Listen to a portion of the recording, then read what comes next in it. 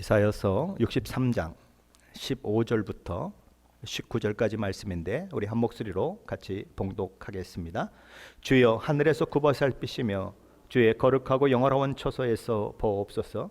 주의 열성과 주의 능하신 행동이 이제 어디 있나이까. 주께서 베푸시던 간곡한 자비와 사랑이 내게 그쳤나이다. 주는 우리 아버지시라. 아브라함은 우리를 모르고 이스라엘은 우리를 인정하지 아니할지라도 여호와여 주는 우리의 아버지시라. 옛날부터 주의 이름을 우리의 구속자라 하셨거늘 여호와여 어찌하여 우리로 주의 길에서 떠나게 하시며 우리의 마음을 완고하게 하사 주를 경외하지 않게 하시나이까. 오라건대 주의 종들 곧 주의 기업인 지파들을 위하사 돌아오시옵소서. 주의 거룩한 백성이 땅을 차지한 지 오래지 아니하여 우리의 원수가 주의 성소를 유린하여 싸우니 우리는 주의 다스림을 받지 못하는 자 같으며 주의 이름으로 일컬음을 받지 못하는 자 같이 되었나이다. 아멘. 지난주에 살펴보았던 것처럼 하나님께서는 예수 믿지 않고 끝까지 버팅기며 하나님 앞에 돌아오지 않는 죄인들에 대한 그 마지막 심판, 그리고 그들을 향한 진노를 포도즙틀을 밟는 농부의 모습을 통해 그야말로 적나라하고 무섭게 보여주셨습니다.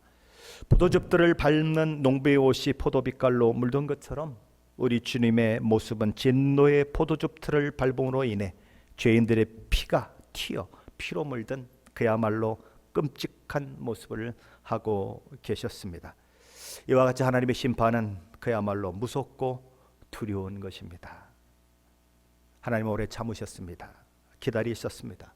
모든 사람이 구원받기를 원하셔서 당신의 백성들에게 구원의 열정을 허락하셔서 어떤 이는 선교사로, 어떤 이는 중보기도자로, 어떤 이는 재정 후원자로 그렇게 부르시고 세우셨습니다. 그리고 그들로 하여금 열방과 나라와 민족을 섬기게 하셨습니다. 그리고 그들이 그 땅에 들어가서 고초를 당하는 수많은 일들, 때로는 죽임을 당하는 그런 일들, 자녀들이 풍토병에 걸려서 죽어가는 그 일들을 보시면서 하나님도 가슴을 쓸어 내리셨습니다. 그러나 그렇게 오래 참으시고 기다리시며 은혜와 사랑을 베푸셨던 하나님의 인내는 영원 무궁토록 계속되는 것이 아니라는 것입니다. 어느 날 예기치 않은 때에 끝이 나는 날이 있다라는 것입니다. 그날 모든 인류는 하나님이 어떤 분이신 줄을 다시 한번 확인하게 될 것입니다. 지금까지 그저 사랑의 하나님인 줄만 알았죠. 지금까지 그저 은혜의 하나님인 줄만 알았죠. 그러나 그렇게까지 진노하시는 하나님이신다라고 하는 것을 처음 느끼는 사람들이 있을 것입니다. 그리고 그렇게 마음에 두지 않았던 종말이 현실이 됐을 때에 그 종말의 상황과 그 종말의 그 두려움과 공포, 거기에 질려 정말 기절할 만큼 되는 일들, 그리고 슬퍼해도 후회해도 소용이 없이 영원한 멸망에 처해지는 그 일들이 일어날 것입니다. 그러게 사도 베드로는 이렇게 경고했습니다. 베드로서 3장 8절로 10절 상반절 말씀이죠. 그러나 사랑하는 형제들이여, 이 한 가지만은 잊어버리지 마십시오. 주께는 하루가 천년 같고 천년이 하루 같습니다. 비록 때로는 주께서 다시 오신다는 약속이 좀처럼 실현되지 않고 너무도 지연되는 것처럼 보일지 모르지만 사실 주께서 공연히 날짜를 연기하고 계시는 것은 아닙니다. 주께서 단 한 사람도 멸망당하지 않게 하시려고 죄인들이 모두 회개하고 돌아오기를 참고 기다리는 것입니다. 주님의 날은 마치 도둑이 온 것 같이 생각지 않은 때에 옵니다. 사람들은 말하는 것입니다. 옛날이나 지금이나 똑같은데 뭘, 무슨 종말, 무슨 심판, 그러는 것입니다. 그러나 그 시간은 하나님이 기다리는 시간이다라는 것입니다. 왜 기다리십니까? 모든 백성과 열방과 나라와 민족이 예수 그리스도의 복음을 듣고 구원받게 하시기를 위한 하나님의 애타는 마음이 기다림으로 나타나는 것입니다. 하지만 끝내 하나님의 기다림까지도 무시한 채 예수를 믿지 않고 버틴긴 자들은 결국 심판을 당하고 멸망하게 되는 것입니다. 우리는 그 사실 앞에 있는 자들인 것입니다. 우리는 어느 날 하나님 앞에 설 것입니다. 그리고 우리가 어떻게 살아왔는지에 대해서 하나님 앞에 정산받게 될 것입니다. 5달란트 받은 자, 2달란트 받은 자, 1달란트 받은 자가 주인에게 정산받고, 어떤 이는 매맞고, 어떤 이는 쫓겨나고, 어떤 이는 이 악한 종아라고 듣고, 어떤 종은 착하고 충성된 종아 그러며 칭찬을 듣던 것처럼 우리는 하나님 앞에 정산할 그날이 있을 것입니다. 그날이 정말 내 마음 가운데 그려진다면, 그날이 정말 내 믿음 가운데 들어와 있다면 우리는 헛되게 살 수가 없는 것입니다. 우리는 아무렇게나 살 수가 없는 것입니다. 하나님 앞에 오늘 설 것처럼 살아내야 하는 것입니다. 하지만 우리는 종종 실패하는 것입니다. 우리가 종종 실패하듯 이스라엘도 실패합니다. 우리가 종종 넘어지듯 이스라엘도 넘어지는 것이죠. 우리가 그러듯 하나님의 경고를 망각한 채 제 갈 길로 가다가 이스라엘도 결국은 망하는 것입니다. 이사야 선지자는 그런 이스라엘을 위해 세워진 선지자로서 아픈 마음을 가지고 과거 이스라엘을 이스라엘 되게 하신 그 하나님의 은혜와 사랑을 떠올리면서 하나님의 징계와 심판 가운데 놓여져 신음하고 있는 지금의 상황을 하나님 앞에 올려드리며 신음하고 있는 자기 민족, 자기 백성들을 바라보며 가슴으로 그들을 안고 기도의 자리로 나아가고 있는 것이 지난주 본문에 이어서 오늘 본문인 것입니다. 이사야 선지자는 하나님의 부르심에 순종해 이스라엘 백성을 출애굽하게 했던 모세 시대를 배경으로 삼아 그의 기도를 시작합니다. 그리고 수많은 이스라엘 백성들의 원망과 불평, 배신과 배반에도 불구하고 그들이 하나님을 구하기만 하면 언제 그랬냐는 듯이 다시 다가오시고 그들을 섬기시고 그들을 붙드시고 그들을 사랑하시고 그들을 인도하셨던 그 하나님을 그는 기억해내며 하나님 지금도 그래 달라고 간구하는 것입니다. 우리 한번 볼까요? 먼저 이사야서 63장 7절 말씀입니다. 한번 보겠습니다. 7절입니다. 같이 읽죠. 내가 여호와께서 우리에게 베푸신 모든 자비와 그의 찬송을 말하며 그의 사랑을 따라 그의 많은 자비를 따라 이스라엘 집에 베푸신 큰 은총을 말하리라. 여기 보면 말하며 말하리라 이렇게 번역이 되었지만 사실은 기억한다는 뜻입니다. 기념한다는 뜻입니다. 하나님이 하신 일을 기억한다는 것입니다. 하나님이 하신 일을 기념한다는 것입니다. 오래전에 모세는 백성들에게 하나님이 그들에게 베푸신 구원의 은혜를 자손 대대로 기억하며 감사하라고 했습니다. 하나님이 우리에게 베푸신 은혜에 대한 기억은 우리로 감사로 나아가게 하는 그런 원동력이 되는 것입니다. 감사는 어디서부터 옵니까? 기억하는 데서 옵니다. 뭘 기억하는 데서 옵니까? 하나님이 나에게 행하신 일들을 기억하는 데서 감사가 오는 것입니다. 그래서 이사야 선지자는 하나님 앞에 간구하기에 앞서서 뭘 먼저 하는 겁니까? 감사를 먼저 하는 것입니다. 하나님, 예전에 하나님 우리에게 이런 일들을 행하셨습니다라고 감사하는 것입니다. 저와 여러분의 기도는 어떻습니까? 딱 앉자마자 뭘 구하십니까? 뭘 하나님 앞에 기도하십니까? 감사가 먼저십니까? 그렇다면 여러분도 저도 이사야 선지자의 모습을 따르고 있는 것이겠죠.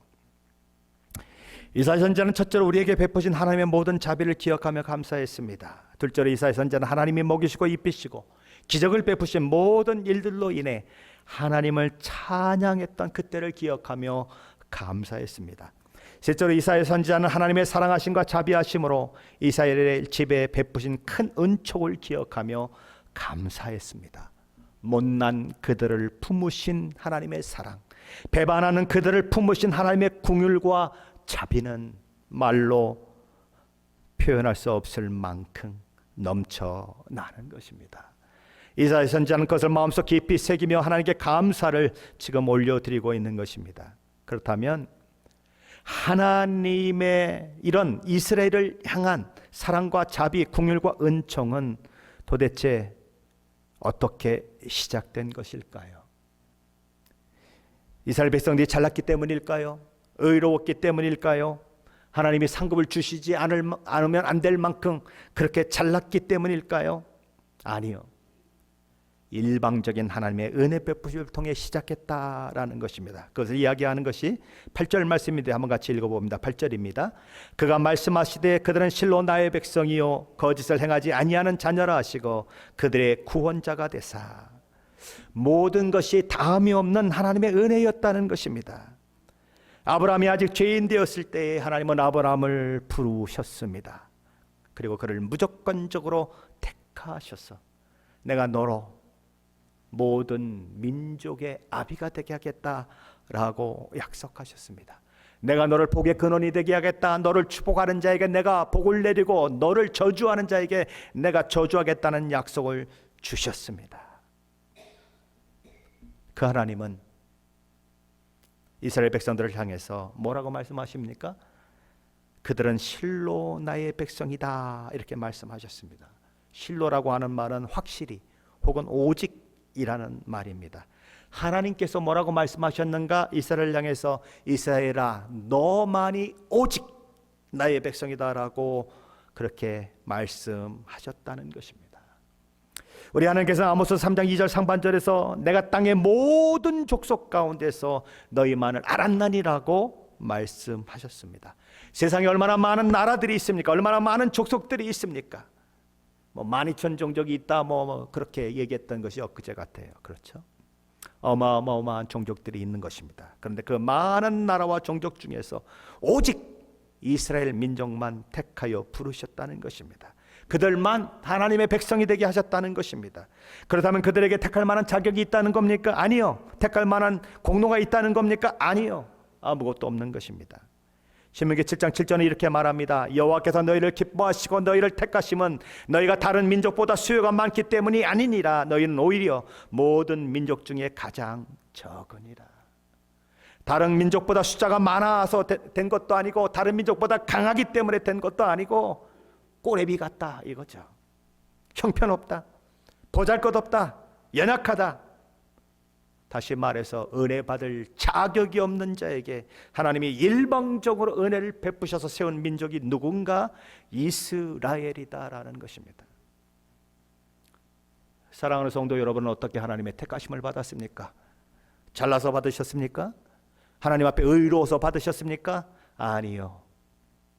하나님은 자격이 없는 저와 여러분에게 하나님의 은혜를 주셨습니다. 구원의 은혜를 주셨습니다. 그게 저와 여러분이 하나님을 찬양하는 이유인 거예요. 내가 공로가 있어서 내가 뭔가 의로운 게 있어서 받았다고 하면 내 자랑거리가 있겠죠. 나는 예수 믿고 너는 안 믿는다. 그게 뭐 자랑이 되고 그럴 수 있겠죠. 그러나 그게 아니기 때문에 우리는 하나님 앞에 감사밖에 없는 것입니다. 예수 안 믿는다고 무시할 수도 없는 것입니다. 나도 옛날에 그랬으니까. 지금 이스라엘 백성들이 그렇다는 것입니다. 하나님의 다함이 없는 자비와 긍휼, 그것을 이스라엘 백성들을 통해서 드러내셨다라는 것입니다. 더 나아가 하나님께서는 플랜 B가 없어요. 플랜 A만 있습니다. 플랜 B가 뭡니까? 플랜 A가 잘못되면 세컨으로 만들어 놓는 것이 플랜 B입니다. A가 작동을 안 하면 B를 작동시켜서 어떤 문제를 해결하는 거예요. 근데 하나님은 누굴 택하셨습니까? 이스라엘 백성을 택하셨습니다. 그게 플랜 A예요. 근데 하나님은 그 플랜 A에서 플랜 B로 넘어가지 않는 것입니다. 왜요? 거기에 올인하시기 때문이에요. 나는 너희를 포기할 수 없다고 말씀하시기 때문이에요. 그들을 끝까지 택하시고 끝까지 가시는 것입니다. 하나님께서는 둘째로 이스라엘 백성들을 향해 거짓을 행하지 아니하는 내 백성이다라고 부르십니다. 하나님과 맺은 독점적인 언약, 배타적인 언약을 배반하지 않을 내 백성이다라고 부르셨다라는 것입니다. 배타적이라는 게 뭡니까? 독과점 품목 그런 얘기하죠. 독점적이다라는 것이죠. 사실 부부관계예요. 그렇죠? 남자는 이 여자 외에 다른 여자를 사랑하지 않겠습니다라는 고백입니다. 여자는 이 남자 외에 다른 남자를 사랑하지 않겠다는 고백입니다. 그게 독점적 고백이에요. 배타적인 고백인 것입니다. 그게 무너지면 부부관계 끝나는 거예요.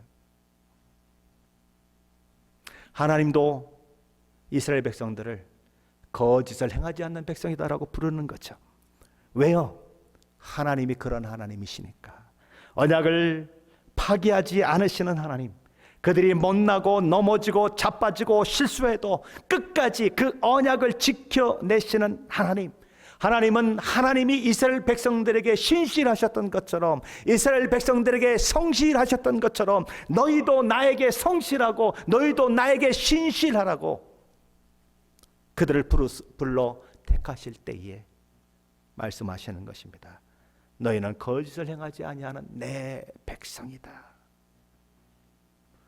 하지만 그들은 그러지 못하는 것입니다. 그들은 하나님을 버리는 것입니다. 하나님을 배반하는 것입니다. 하나님의 성실하심과 그들의 불성실이 늘 함께 가는 것입니다. 하나님과 이스라엘의 역사는 어떤 역사인가? 그렇게 언약에 신실하신 하나님과 언약에 불성실한 이스라엘 백성의 모습들이 아우러지는 것이 바로 하나님의 백성 이스라엘과 하나님의 역사인 것입니다. 참 아이러니하죠. 하나님의 아들을 보내시기까지 진심을 보이셨는데 그럼에도 불구하고 여전히 불성실한 인류의 모습들, 이스라엘 백성들을 통해서 그렇게 투영되고 있는 것입니다. 그것을 이야기하는 것이 9절로 10절 말씀인데 한번 같이 봅니다. 9절로 10절입니다. 그들의 모든 환난에 동참하사 자기 앞에 사자로 하여금 그들을 구원하시며 그의 사랑과 그의 자비로 그들을 구원하시고 옛적 모든 날에 그들을 드시며 안으셨으나 그들이 반역하여 주의 성령을 근심하게 하였으므로 그가 돌이켜 그들의 대적이 되사 친히 그들을 치셨더니. 이사야 선지자는 뭐라고 얘기합니까? 첫째로 하나님께서 이스라엘 백성의 모든 환난에 동참하신 분이시다라고 말씀하십니다. 이스라엘 백성들이 왕을 구할 때 솔로몬이 아니죠. 사무엘이 막 그렇죠. 속이 상해가지고 그럴 때 하나님 뭐라고 말씀하십니까? 그가 너를 버린 것이 아니라 나를 버린 것이다. 사도 바울이 그리스도인들을 핍박하고 막 다메섹까지 가서 외국 성에까지 가서 체포하고 그러려고 갈 때에 그를 부르셨던 우리 주님은 뭐라고 말씀하십니까? 내가 왜 나를 핍박하느냐라고 말씀하십니다. 우리 주님은 지금 어디 계신데요? 하나님 보좌 우편에 계세요. 이 지구상에 안 계세요. 근데 어떻게 우리 예수님이 핍박을 받습니까? 누가 핍박을 받는 것이? 그리스도인들이 핍박을 받는 것이 곧 내가 핍박을 받는 것이다 라고 말씀하셨어요. 그러니까 우리 주님은 우리 고난 가운데 함께 동행하셨다는 거예요. 함께 동행하시며 함께 고난을 겪으셨다는 거예요. 둘째로 이사야 선지자는 하나님께서 하나님의 사자를 앞서 보내셔서 그들을 구원하셨다라고 이야기합니다. 이스라엘 백성이 출애굽할 때에 광야 생활하는 동안 하나님은 늘 하나님의 사자를 이스라엘 앞서 보내서 그들을 구원하셨다는 것입니다. 셋째로 이사야 선지자는 하나님께서 그분의 사랑과 자비로 이스라엘 백성들을 구원해내신 분이다 라고 이야기를 하는 것입니다. 이스라엘 백성들이 하는 짓을 본다면 그들을 구원해야 할 이유가 하나님께는 전혀 없는 것입니다. 그러나 하나님의 사랑과 자비가 그런 그들을 품으시고 안으시고 구원해내는 원인이 되었다라고 이사야 선지자는 이야기하는 것입니다. 그러면서 넷째로 이사야 선지자는 다시 한번 과거 여러 역사 속에서 이스라엘과 동행하시며 역사하신 하나님을 바라보며 이런 고백을 하는 것입니다. 옛적 모든 날에 그들을 드시며 안으셨습니다. 현대 성경으로 9절 말씀을 번역한 것을 읽어보면 이렇습니다. 우리가 공경에 빠지면 함께 고난을 받으시고 천사들을 보내어 우리 어려움을 해결해 주셨습니다. 우리를 주의 백성으로 선택하신 날부터 오늘까지 그토록 오랜 세월 동안 주께서는 항상 우리를 불쌍히 여기시고 사랑하시며 온갖 궁지에서 해방시키시고 언제나 우리를 품에 안고 다니셨습니다. 그게 하나님의 성실하심이라는 것입니다. 하나님의 언약을 신실하게 지켜내시는 하나님의 모습이라는 것입니다. 그러나 이스라엘 백성들은 전혀 다른 모습을 보이는 것입니다. 그들은 하나님께 반역하는 것입니다. 주의 성령을 근심케 하는 것입니다. 하나님의 변함이 없는 은혜와 사랑에 너무 익숙해져서 그것이 얼마나 좋은지를 알지 못하고 오히려 반역을 행하는 것이죠. 할아버지가 손자를 많이 사랑하면 나중에 손자가 할아버지 수염을 잡아 당깁니다. 그리고 귀싸대기를 막 때리고 그럽니다. 할아버지가 얼마나 자기를 사랑하는지를 알지 못하고 마구마구 대하듯이 이스라엘 백성들도 하나님 앞에 그랬다는 것입니다. 에고 하나님은 용서하시는 하나님, 하나님은 이래도 저래도 사랑하시는 하나님, 그저 그냥 예배 시간에 와가지고 하나님 지난주에도 내가 육체가 연약해서 마음에는 원이로되 육신이 약해서 하나님 앞에 잘못했습니다 라고 기도만 하면 용서해 주시는 하나님, 그러고 되는 대로 살고 어제 회개해 놓고는 오늘 똑같은 행동 그대로 하고 이스라엘 백성들이 그랬다는 것이죠. 그래서 하나님은 그들의 대적이 된 것처럼 친히 그들을 징계하셨다, 매를 대셨다라는 것입니다. 아니 사랑의 하나님이 어떻게 매를 댑니까?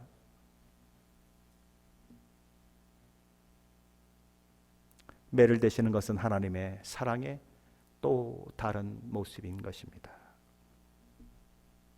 세상에 징계하지 않는 아버지가 징계하지 않는 아들은 없습니다. 만일 아버지가 징계하지 않는 아들이 있다면 그 아들은 사생자다라고 히브리서는 이야기합니다. 왜요? 내 아들이 아니니까 징계 안 하는 거예요. 어떻게 되거나 말거나 도둑놈이 되거나 말거나 살인자가 되거나 말거나 공부를 안 해가지고 거지가 되거나 말거나 상관없으면 징계 안 하는 것입니다. 그러나 자기 아들이면 그럴 수가 없는 거예요. 자기 딸이면 그럴 수가 없는 것입니다. 어떻게든지 공부시켜야 하고 어떻게든지 바른 길을 가도록 만들기 위해서 매를 드는 것입니다. 그럼 매를 때리는 것이 악입니까? 아니요, 사랑의 표현인 것입니다. 요즘은 매를 때리면 뭐 그냥 경찰서에 끌려가는 세상, 자식놈이 자기 맞았다고 아버지 119 911에 전화해가지고 고소하는 세상, 그런 세상에서 매를 대기는 어렵지만 사실은 근실하게 징계하지 않는 것은 자식을 사랑하지 않는 것이다 라고 성경은 이야기하고 있다는 의미에서 사실은 적절한 매는 필요한 것입니다.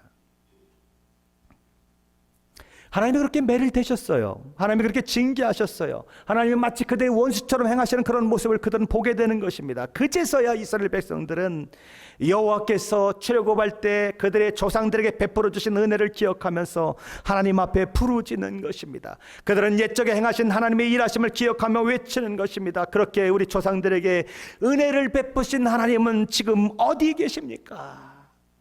그들은 자신의 조상들에게 베푸신 그 은혜, 그것이 필요한 것을 깨닫게 되는 것입니다. 하나님, 지금도 그 은혜를 우리에게 베풀어 주시면 안 될까요? 이스라엘 백성들은 자기 잘난 맛에 여기까지 온 줄 알았습니다. 오늘의 내가 된 것은 내 능력과 내 힘의 결과라고 생각했습니다. 강대국들이 주변에 널려 있지만 줄만 잘 타면 모든 전쟁의 위험을 능히 넘어설 수 있다고 생각하고 애굽 편에 섰다가 바벨론 편에 섰다가 또 애굽 편에 섰다가 바벨론 편에 섰다가 이리 갔다 저리 갔다 그랬습니다. 심지어 하나님이 경고를 하셔도 눈물의 선지자 예레미야가 울면서 외쳐도 하나님 없이도 사는 삶을 선택하며 하나님의 말씀에 귀를 기울이지 않고 버틴겼습니다. 하지만 그들의 죄로 말미암아 하나님께서 그들을 향한 사랑과 은혜, 자비, 긍휼을 베푸시기를 그만두고 그들의 원수같이 그들을 대하시자 그제서야 그들은 깨닫는 것입니다. 울타리가 무너져 내리고 포도원이 온갖 짐승들의 먹잇감이 되고 짓밟치는 존재가 되는 그 모습을 자신들 안에서 발견하는 것입니다. 실컷 두들겨 맞고 깨지고 그리고는 정신이 들어 하나님을 드디어 바라보게 되는 것이죠. 그런 면에서 본다면 그나마 이스라엘 백성들은 믿음을 회복하고 있는 것이다 라고 할 수 있습니다. 여러분 어떠십니까? 하나님의 매를 드셨을 때에 아주 정말 잔인할 정도로 매를 들으셨을 때 하나님께 돌아가십니까? 천부여 의지없소서 주 앞에 옵니다라고 하나님께 돌아갑니까? 아니면 하나님이 어떻게 나한테 이럴 수가 있냐 그러면서 예수 믿는 것도 포기할 마음을 가지고 계십니까? 포기하는 사람은 구원받지 못합니다. 그 사람이 가지고 있는 구원은 가짜입니다. 구원받은 사람은 끝까지 포기하지 않습니다. 왜요? 그게 구원받은 자의 마음이기 때문에 그래요. 지금 이스라엘 백성들이 그런 마음을 가졌다고 하는 것은 정말 귀하고 아름다운 것입니다. 우리 11절로 14절 한번 같이 읽어볼까요? 11절로 14절 말씀입니다. 백성이 옛적 모세의 때를 기억하며 이르되 백성과 양떼의 목자를 바다에서 올라오게 하신 이가 어디 계시냐? 그들 가운데 성령을 두신 이가 이제 어디 계시냐? 그의 영광의 팔이 모세의 오른손을 이끄시며 그의 이름을 영원하게 하려 하사 그들 앞에서 물을 갈라지게 하시고 그들을 기품으로 인도하시되 광야에 있는 말같이 넘어지지 않게 하신 이가 이제 어디 계시냐? 여호와의 영이 그들을 골짜기로 내려가는 가축같이 편히 쉬게 하셨도다. 주께서 이같이 주의 백성을 인도하사 이름을 영원하게 하셨나이다 하였느니라. 이들은 얘기하는 것입니다. 그 하나님은 어디 계시냐? 홍해를 가르고 건너게 하신 그 하나님은 어디 계십니까? 성령 하나님을 보내서 그들을 인도하신 하나님은 어디에 계십니까? 그들을 말같이 넘어지지 않게 하신 이는 이제 어디에 계십니까? 여호와의 영이 그들을 골짜기로 내려가는 가축같이 편히 쉬게 하셨는데 주께서 이같이 주의 백성을 인도하사 이름을 영원하게 하셨는데 그 하나님은 어디 계십니까? 묻는 것입니다. 왜 묻습니까? 지금 상황은 하나님이 아무런 일을 행하시지 않는 것 같은 상황을 맞고 있거든요. 오히려 하나님이 자기들을 치는 것 같은 그런 상황을 맞고 있거든요. 그래서 그런 기도를 지금 드리고 있는 것입니다. 하나님은 이사야서 55장 12절 13절에서 이런 복의 말씀을 주셨습니다. 너희는 기쁨으로 나아가며 평안히 인도함을 받을 것이요 산들과 언덕들이 너희 앞에서 노래를 바라고 들의 모든 나무가 손뼉을 칠 것이며 잣나무는 가시나무를 대신하며 나며 화석류는 진려를 대신하여 날 것이라. 이것이 여호와의 기념이 되며 영원한 표징이 되어 끊어지지 아니하리라. 그것이 하나님이 베푸신 은혜인 것입니다. 여러분이 처음 예수 믿었을 때가 생각나십니까? 갑자기 들판에 있는 모든 나무들이 다르게 보이고 꽃들이 다르게 보이고 머리카락이 흰날리는 것 자체도 아주 상쾌하게 보였던 그런 경험들이 있으십니까? 예수 믿고 나서 왠지 모를 막 기쁨이 막 이 속에서 솟아나서 어찌할 줄 몰랐던 그런 경험들이 있으십니까? 정도의 차이는 있어도 있을 것입니다. 하지만 세월이 흘러가면서 그 감격을 잃어버리는 거예요. 첫사랑을 잃어버리는 것입니다. 하나님이 일방적으로 행하신 구원의 감격은 온데간데 없어지고 말라 비틀어진 생명 없는 그런 사람들처럼 예배를 드려도 감격이 없고 찬양을 드려도 감격이 없고 기도에도 진실이 없고 그런 모습이 나타나는 것입니다. 그래서 말라기 선지자 시대에 오면 이스라엘 백성들이 어떻게 합니까? 하나님께 드리는 것은 다 찌꺼기를 드리고 떡은 곰팡이 난 떡을 드리고 말라 비틀어진 떡을 드리고 양을 드리면 비루한 것만 드리고 병신 같은 것들만 드리고 예배는 형식적인 예배를 드리면서 아이고 귀찮아 아이 주일 예배만 있으면 되지 무슨 수요 예배도 있고 주일 예배만 있으면 되지 무슨 새벽 기도도 있고 뭐 한 달에 한 번씩 토요일 날 나오라고 그러고 아이고 귀찮아 누가 이렇게 번거롭게 한 거야? 이스라엘 백성들이 그랬다고요. 여러분 아니에요? 그나마 이 수요 예배 나왔으니 여러분 다행이죠. 그러니 하나님이 꼴이 보기 싫은 거예요. 하나님이 그냥 너무 그냥 마음이 막 불이 나는 거예요. 그래서 뭐라고 말씀하십니까? 야, 누가 와서 저 성전문을 그냥 닫아 걸었으면 좋겠다. 아예 그냥 한 명도 안 왔으면 좋겠다. 내가 저런 예배를 받아야 되니? 내가 저런 예물을 받아야 되니? 내가 누군데? 하나님 그렇게 말씀하시는 거예요. 그래서 그들이 망하는 거 아니겠습니까? 소망 없는 상황에 놓이는 거 아니겠습니까?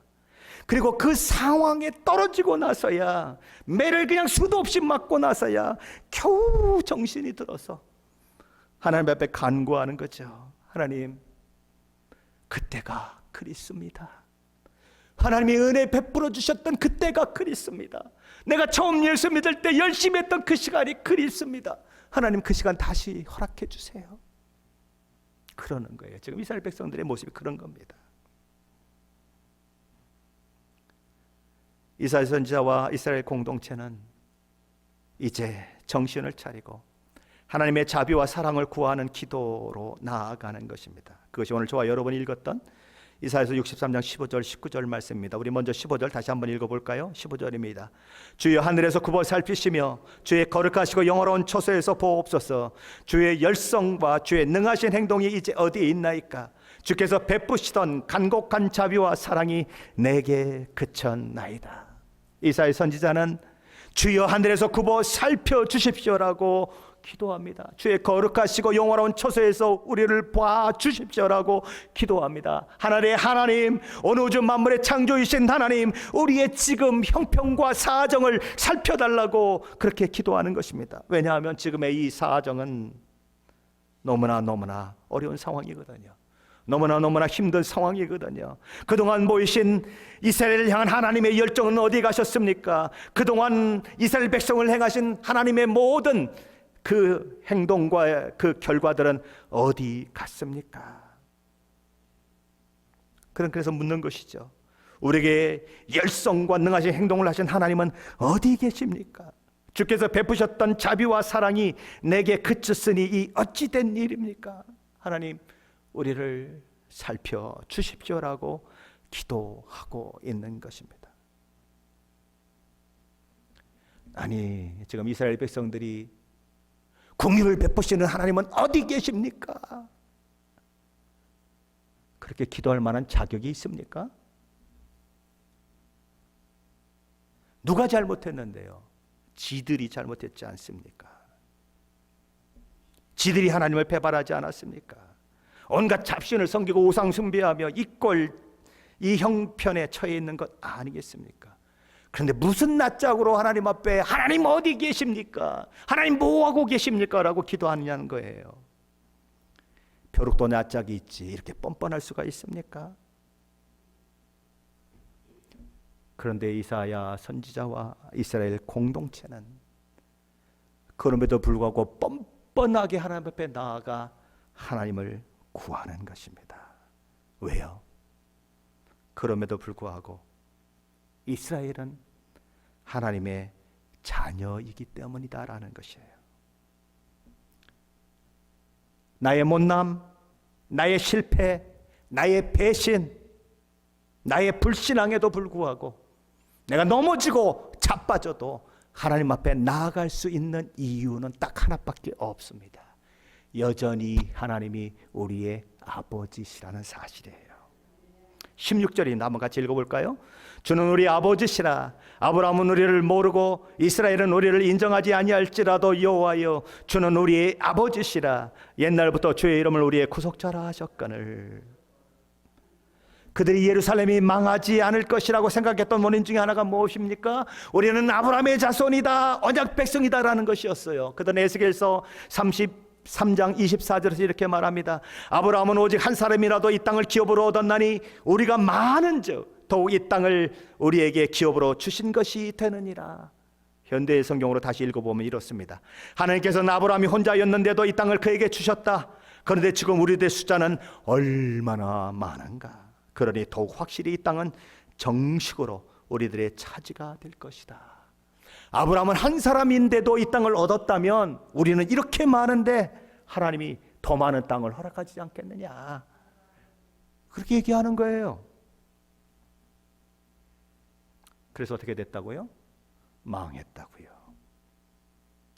아브라함의 혈통이라는 사실 하나만이, 그 사실을 붙드는 것 하나가 그들 하나님 앞에 세우지 못하는 것입니다. 내가 시애틀 임마누엘 교회의 교인이라는 사실 하나가 저와 여러분 하나님 앞에 세우지 못합니다. 아멘이십니까? 그들은 아브라함의 자녀였지만 그들의 죄 때문에, 그들의 악 때문에 결국은 하나님 앞에 쫓겨난 사람, 하나님께 버림받은 완전히 망한 자가 되어 있는 것입니다. 그리고 그들은 그제야 깨닫게 되는 것입니다. 하나님, 아브라함은 우리를 모르고 이스라엘은, 야곱은 우리를 인정하지 않을지라도 여호와여, 주는 우리 아버지이십니다. 아브라함의 혈통적 근거가 자신을 구원해내지 못하고 이스라엘이라는 야곱 족속이라는 것이 또한 자신들을 구원해내지 못해도 하나님은 우리의 구원자이십니다. 다른 말로 하면 오직 하나님 한 분만이 나의 구원자이십니다라고 고백하는 거예요.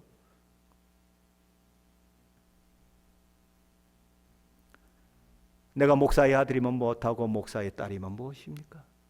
내가 장로의 아들이고 장로의 딸이면 무엇이겠습니까? 그걸로는 하나님 앞에 설 수가 없습니다.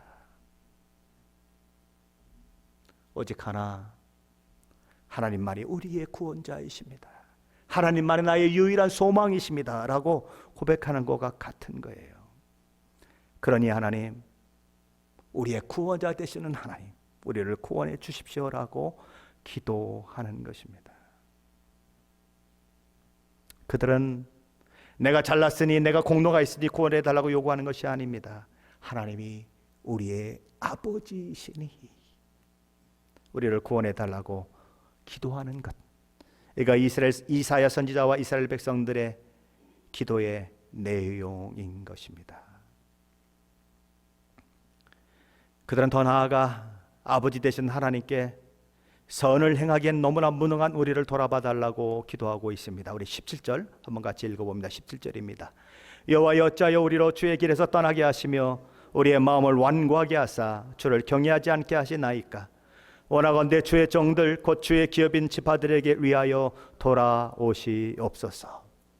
이사야와 이스라엘 백성들은 자신과 자신의 백성들의 한계를 탄식하며 이렇게 부르짖습니다. 주님, 어찌하여 우리를 주의 길에서 떠나게 하시며 우리의 마음을 굳어지게 하셔서 주님을 경외하지 않게 하십니까? 가만히 들으면 범인이 누군 것 같아요? 범인이 하나님인 것 같아. 하나님이 이렇게 만드신 것 같아. 그렇죠? 사실은 그러나 이 기도는 하나님이 그들을 강팍하게 하셨다거나 하나님이 그를 죄를 짓도록 만드셨다거나 그런 기도가 아닌 것입니다. 자신들이 얼마나 무능한가 하는 것을 탄식하며 기도하는 것입니다. 아무리 죄에서 빠져나오고 싶어도 빠져나오지 못하는 죄성에 묶인 자신들을 그는 보고 있는 것입니다. 하나님의 도우심이 없이는 죄와 멀어지지도 못하고 하나님을 경외하는 것도, 마음이 완악하게 되지 않도록 하는 것도 불가능한 자신들을 발견하는 것입니다. 그러니 제발 하나님, 우리를 도와주십시오.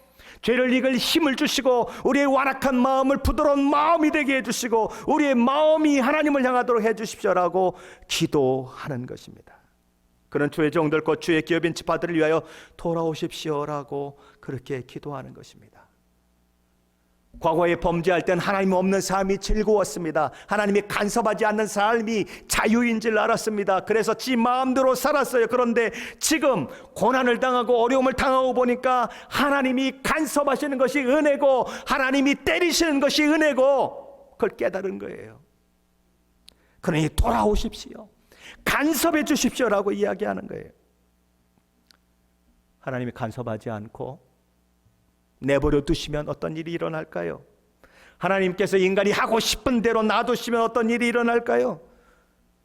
우리는 로마서 1장 후반절에서 그것을 다 보고 있습니다. 하나님이 내버려 두시면 어떤 일이 일어나는가? 인간은 죄밖에 만들어낼 것이 없습니다. 인간은 죽을 일밖에 만들어내지 못합니다.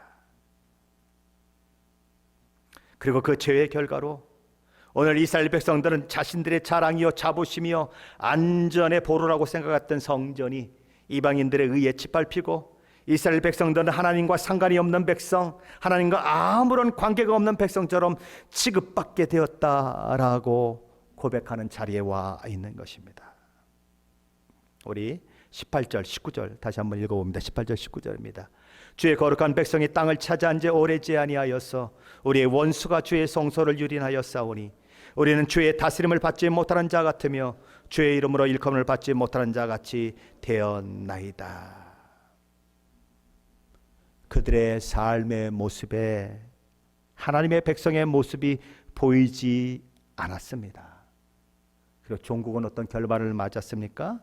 그들이 당한 현실도 하나님의 백성이 아닌 것 같은 현실을 맞았다는 것입니다. 그렇게 하나님 없는 삶을 살더니 하나님이 없는 삶을 맞닥뜨렸다는 것입니다. 그렇게 우리는 하나님의 백성이 되는 것을 원하지 않는다고 얘기하더니 결국은 하나님이 주시는 모든 특권을 잃어버린 주의 백성이 아닌 것 같은 그 비참한 현실을 맞이하고 있다라는 것입니다. 주께 붙어 있는 것이 복입니다. 주와 함께 있는 것이 복입니다. 못난 자녀들은 집 떠나면 자유인 줄 압니다. 집 떠나면 행복할 줄 압니다. 아닙니다. 아버지와 함께 있는 것이 복입니다. 그리고 혹시나 내가 잘못해서 하나님의 징계 가운데 있다 하더라도 우리가 돌아갈 품은 오직 하나, 아버지 하나님의 품밖에 없는 것입니다.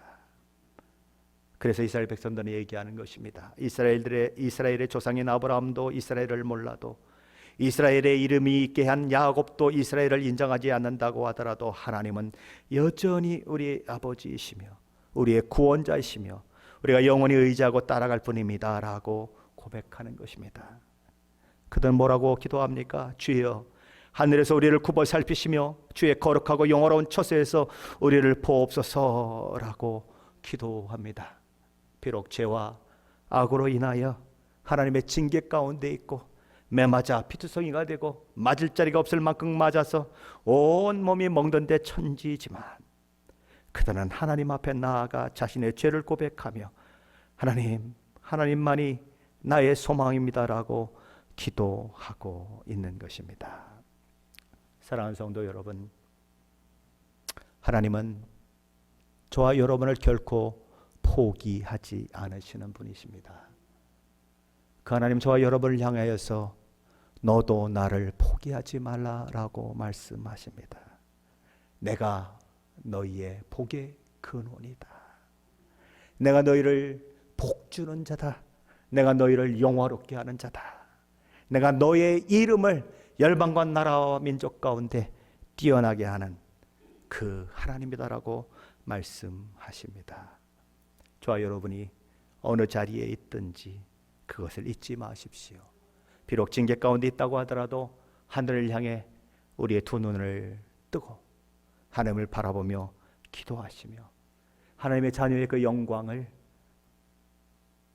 다른 것에 빼앗기지 않고 하나님이 자녀라고 하는 그 명예와 그리고 그 신분과 지위를 누리며 하루하루를 살아내시는 일들이 있으시기를 예수 그리스도 이름으로 간절히 축원합니다.